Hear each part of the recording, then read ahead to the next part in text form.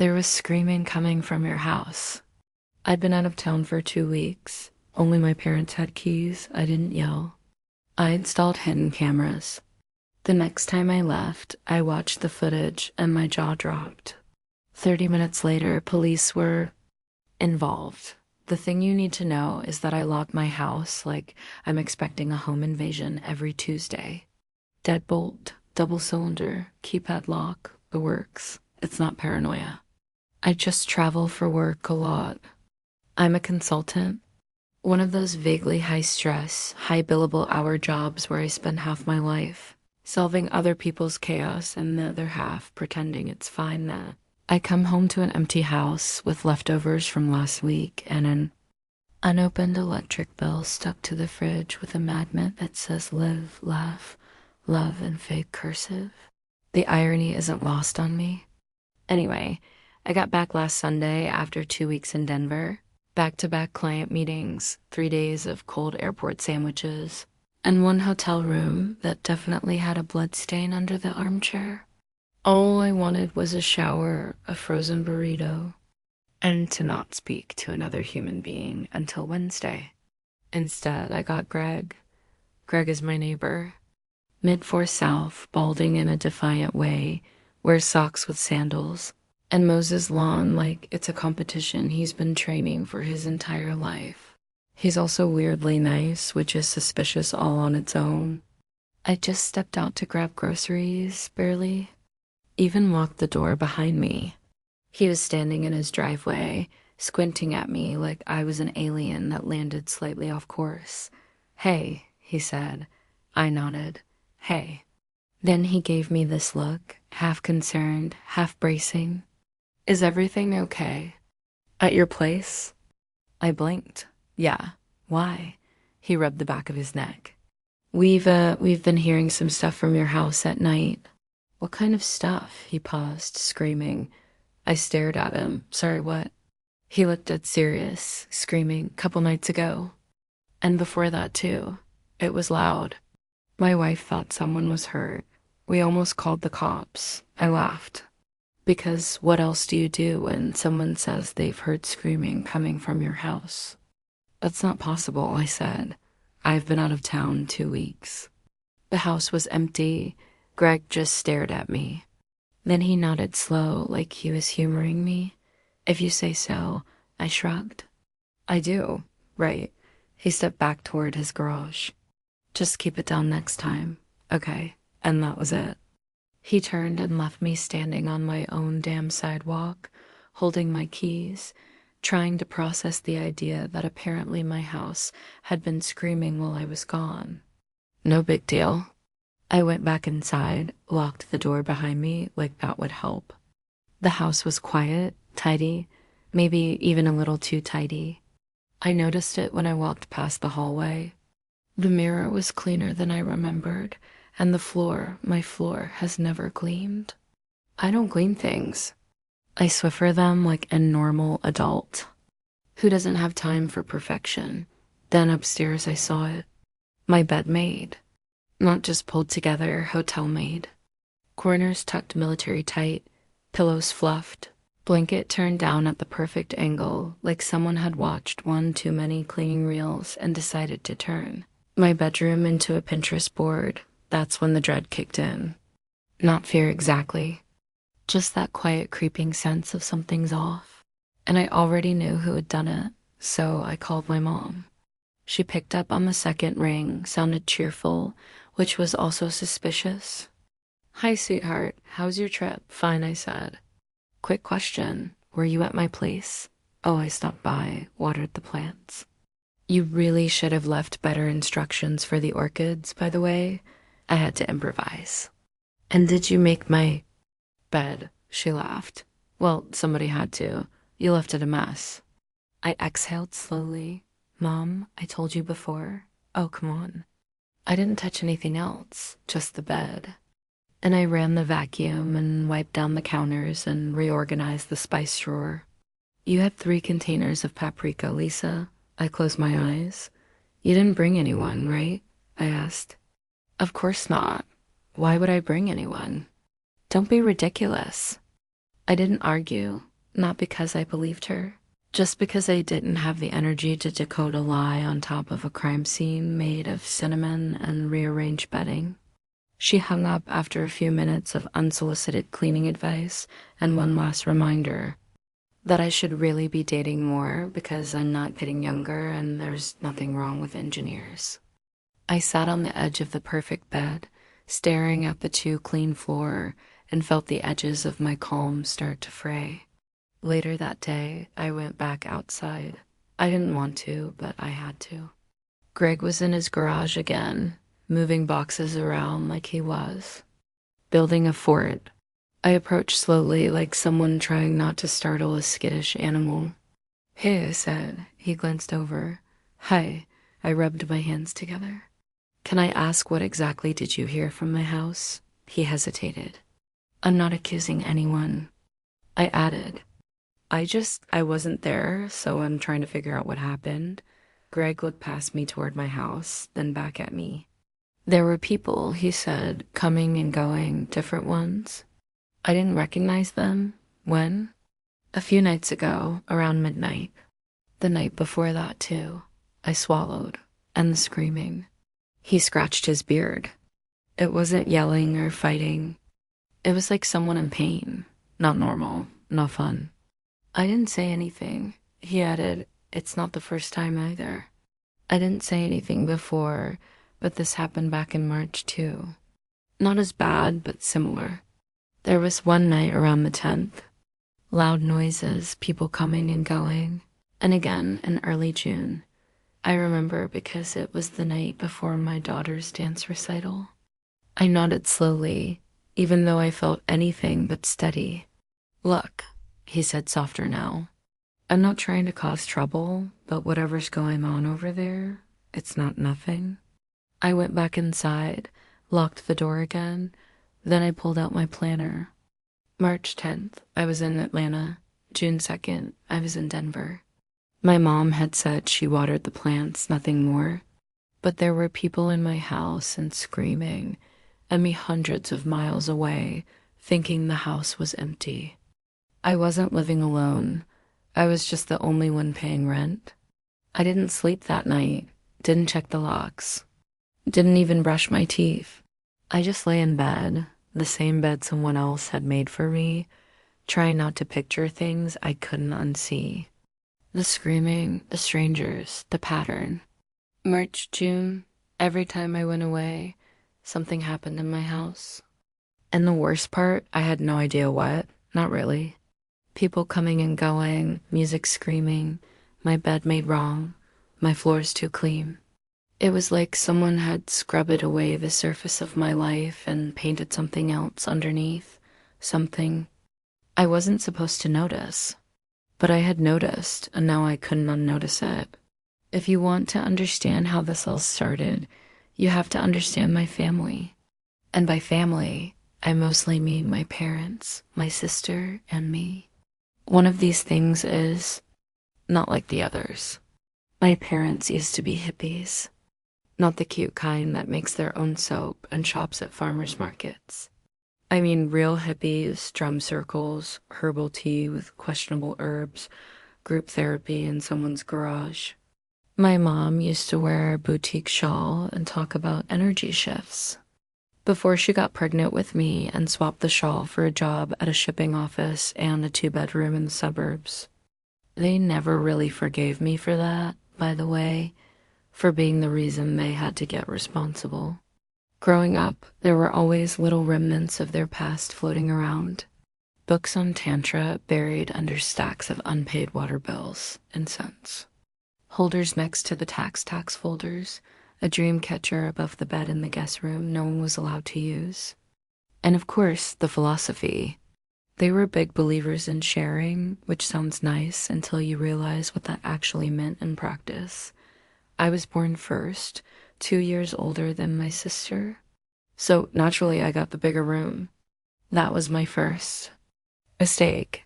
Because once my sister turned 5 and decided she wanted to turn her bedroom into a dance studio, which lasted 3 weeks, my parents said I didn't really need all that space. I wasn't even using it. Wouldn't it be nicer, more fair, if she had access to both rooms? That became the pattern. Books, share them. Toys, share them. My bike, well, she needs to learn to ride, doesn't she? And if I didn't want to share, well, that just meant I was selfish, controlling, unspiritual, someone who hadn't yet unlearned capitalist attachment to material goods. Yes, that's a real quote from my father. I was 8. The sharing was always unidirectional. She never had to give anything up. Not her toys, not her privacy, not her closet. I was the strong one, the generous one, the one who already had enough.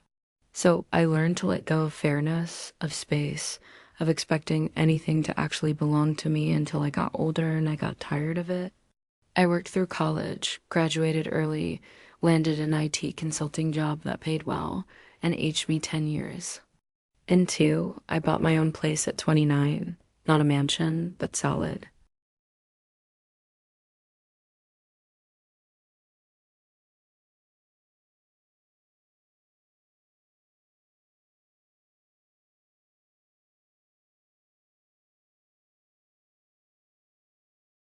3 bedrooms, a little yard, decent light. The kind of house that felt like breathing room after a lifetime of being told to scoot over. My parents hated it. You don't even have a family, my mom said once, like that was a moral failing. What? Do you need all this space for? I didn't respond. My sister had 2 kids by then, married to a guy who wore socks with cartoon faces and called everyone bro. They had a smaller house in the next town over, a fixer-upper. They never actually fixed. Every time my parents visited, they came back with fresh ammo. Your sister is drowning in bills. The kids need room to play.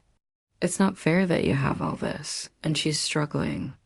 At first, I offered what I could. I babysat. I paid for a weekend trip. I helped replace a busted washing machine once. But it wasn't enough because what they wanted, what they eventually said out loud, was for me to downsize, sell my house, move somewhere smaller, and give the difference to my sister. You're barely home anyway, my dad said. Why waste it? I said no, calmly, firmly, without guilt, and they did not take it well. For a while, they stopped talking to me, unless it was through group chats or awkward family dinners. Then my mom started thawing. One day, she called out of the blue and said, I've been thinking about your orchids. I'd be happy to water them when you travel. That's how it started. Just watering plants.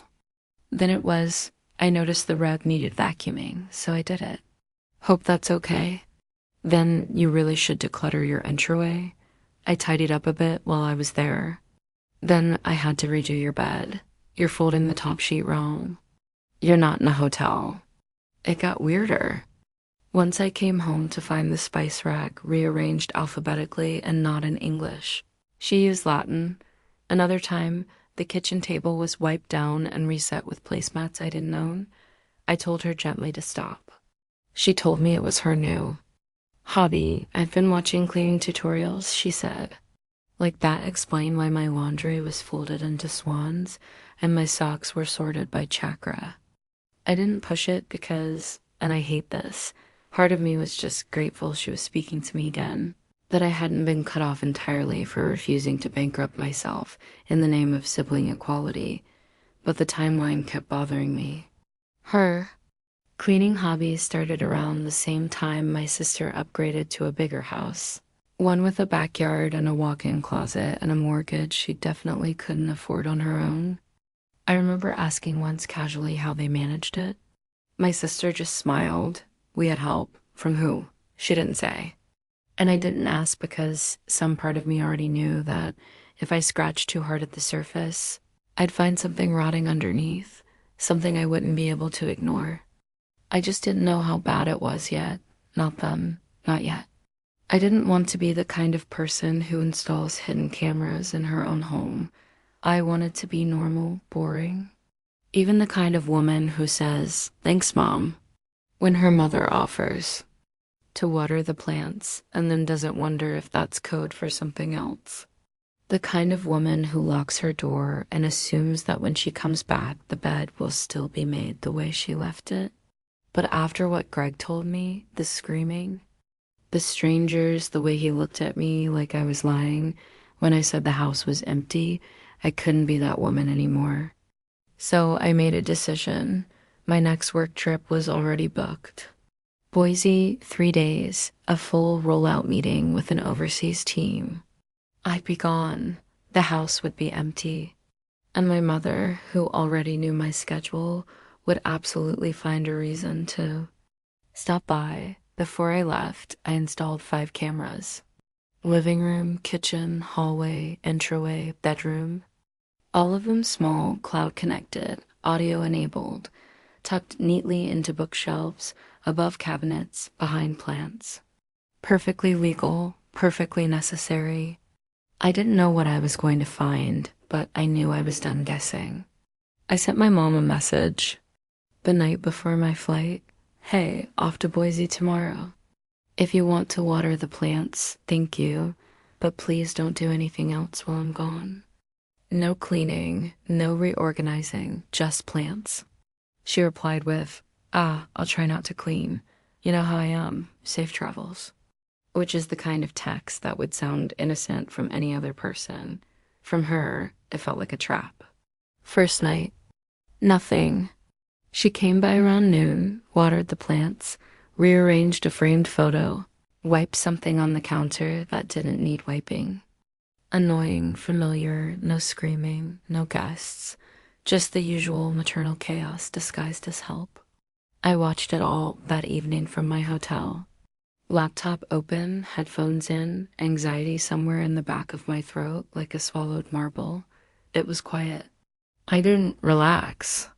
Second night, I opened the feed around 8 p.m. At first, everything was still. Dim lighting, no movement. Then the front door opened and someone stepped inside. Not my mother. Broad-shouldered, a duffel bag slung over one arm. He walked through the living room like he'd done it before. No hesitation, no pause. 2 minutes later, someone else entered. Then another, a woman with a long silver braid and a wine bottle. Another woman in boots and a red shawl. A man with a folding chair. No one knocked. No one spoke loudly. They all moved like they belonged. I stared at the screen. I didn't blink. Then my phone rang. Hey, where are you? Our call with the India team started a few minutes ago. Crap. I'd completely forgotten because of the time difference. It was morning for them. Just another Tuesday. For me, it was the beginning of something I didn't have words for. I closed the feed, grabbed my work laptop, joined the Zoom. I'm not going to pretend I remember what the meeting was about. Imagine this. You've just seen strangers walk into your house. Not your neighbor, not a friend. Strangers with bags and wine and folding chairs. Then imagine switching windows and pretending to care about enterprise data syncing while someone named Richishi walks you through a slide deck you don't understand on a normal day. I nodded, smiled, probably agreed to things I'll regret later. Inside, I was spiraling. Outside, I was muted. The meeting lasted 30 minutes, felt like 10 hours. As soon as it ended, I opened the camera feed again. I wish I hadn't. The living room was full. People were spread across the furniture like it was theirs. Lights dimmed, music playing, something soft and rhythmic. There was laughter. Someone lit a candle. I saw a man in nothing but boxer briefs lounging across my sofa. A woman cross-legged on the rug opening a small black case. A handful of unmistakably adult items laid out across my coffee table. Something made of leather, something shiny, something that moved. Someone else walked barefoot through the hallway, holding what looked like a blindfold. She giggled as she passed the bookshelf. The bookshelf where I'd hidden the camera. She looked straight at it, not into it, just near it. But still, I felt cold. This is my house. This is my sofa. This is my table. I eat lunch there. I put coffee mugs there, and now this. I closed the laptop fast like it was hot, like it could burn me. I was still staring at the ceiling when my phone rang again. Unknown number. I answered anyway. Hi, is this Lisa Kessler?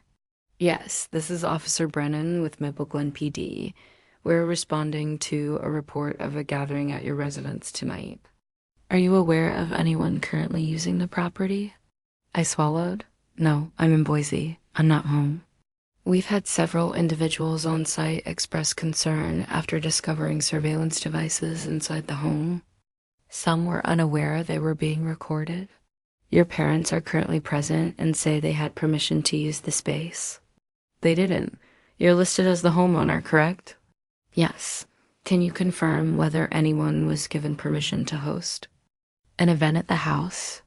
No. I told my mom she could water the plants. I sent her a message. That's it. Do you still have that message? Yes, I can send it. All right. You may be contacted for a formal statement. As of now, you're not in any legal trouble, but you should be aware there may be zoning or licensing issues under review. Okay, we'll follow up. He hung up. I didn't.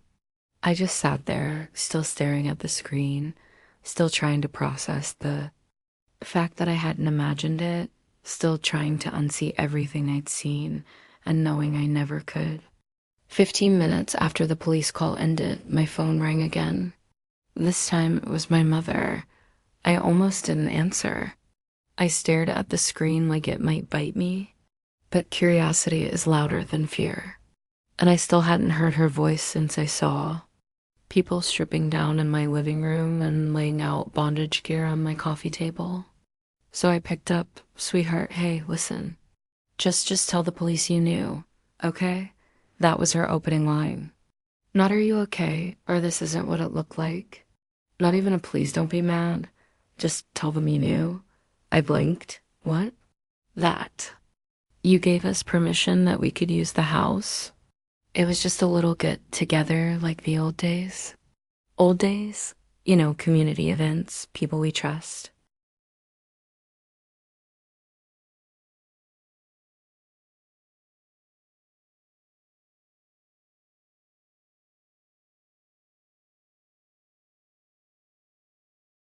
It wasn't anything dangerous. Just tell them it was okay, please. I stood up and walked to the window of my hotel room. I could see the parking lot. A minivan parked sideways across two spaces. A woman trying to untangle her toddler from her own scarf. Everything looked normal. So painfully normal. "Mom," I said, "what were you doing in my house?" Silence. "I saw people," I said. "I saw what was on my rug, on my table, on my sofa." "What the hell was that?" "We can explain." "Just not right now." "No, no. What were you doing? It wasn't illegal. We didn't hurt anyone. It was private." And someone overreacted and called the police because they found a camera. Yes, a camera I installed in my own house because you've been using it without telling me. Another silence. Then my father's voice, quietly, "We didn't think you'd understand. So you decided not to give me the chance. We thought you'd try to stop it. You were right." I hung up before they could say anything else. I didn't slam the phone. I didn't throw it. I just set it down on the edge of the table and stared at it like it had become someone else's problem. 3 days later, I got a message request on Facebook from someone I hadn't spoken to in at least a decade. One of my parents' old friends, Gray. Hair, poetry blog, probably still drinks chamomile tea like it's a personality. The message was calm, apologetic, almost too kind. "I didn't know they didn't have your permission. We were told you were aware and comfortable. I'm so sorry. If it helps, this is the website they used to organize." There was a link. No name, no logo, just a clean, private alert URL. I clicked it. The site was beautiful in that sterile, over-designed way that makes you feel like you're about to accidentally join a cult. Muted colors, calming fonts, words like freedom through trust, rotating safe spaces, private curated gatherings, suggested donations, $400, $850, $120, a calendar of events. Every date lined up with one of my business trips. Each location was listed vaguely, but I recognized the photos. One had a wine glass resting on a table I refinished myself during lockdown. Another had the rug my mom kept saying was too plain. They hadn't borrowed my house, they had featured it. There was a host alias. The email address attached had my mother's old nickname from her hippie days in it.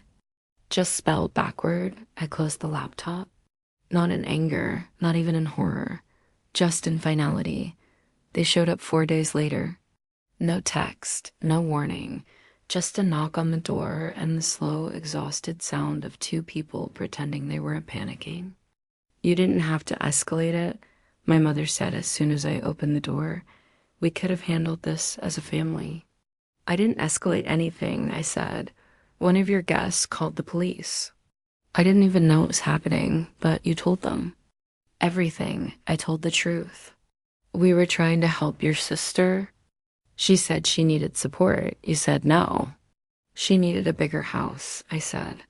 I didn't think that made her entitled to mine. We couldn't use ours, my father added. People know us here. Yours was neutral. Neutral? I repeated. That's what I am now. You were gone most of the time. The house was sitting empty. It wasn't empty, I said. It was mine. They didn't reply. They left with the same silence they brought with them. The fallout wasn't loud. It was worse than that.